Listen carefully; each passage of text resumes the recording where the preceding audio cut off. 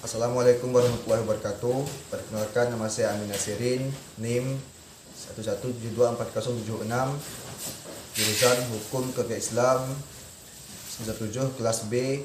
Dan di sini saya akan menjelaskan tentang Haptun untuk memenuhi tugas ujian akhir semester.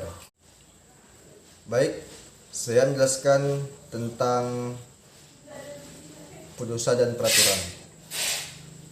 Menurut pasal 1 angka 2 Undang-Undang Nomor 12 Tahun 2011 tentang pembentukan peraturan perundang-undangan. Peraturan adalah peraturan tertulis yang memuat norma hukum yang mengikat secara umum dan dibentuk atau ditetapkan oleh lembaga negara atau pejabat yang berwenang melalui prosedur yang ditetapkan dalam peraturan perundang-undangan.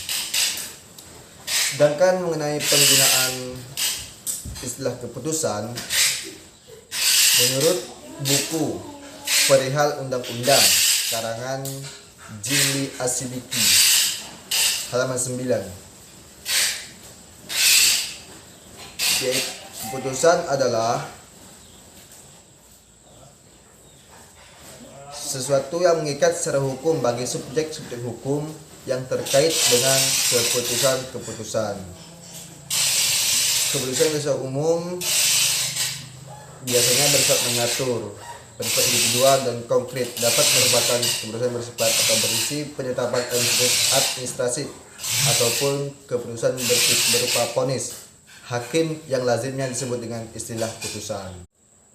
Baik, selanjutnya saya akan membahas tentang Undang-Undang Nomor 5 Tahun 1986 Pasal 2, yaitu tentang kekuasaan kehakiman lingkungan peradilan tata usaha negara berpuncak pada Mahkamah Agung sebagai pengadilan negara tertinggi.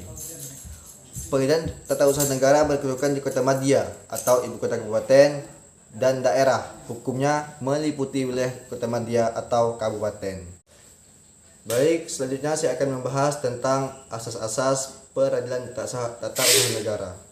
1. Asas legalitas, bahwa setiap perbuatan administrasi negara berdasar hukum.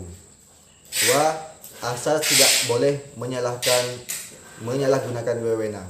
3. Asas tidak boleh menyerobot badan administrasi negara yang satu.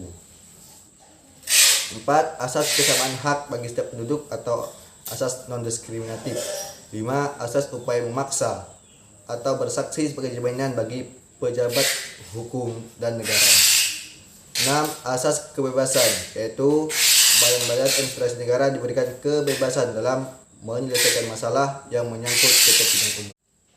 Selanjutnya, saya akan membahas tentang contoh kasus yang diselesaikan oleh PT UN. Contoh kasus di Pengadilan Tata Usaha Negara adalah gugatan perizinan, pertanahan, kepegawaian, pemilihan kepala daerah, badan hukum, dan badan keterbukaan informasi publik.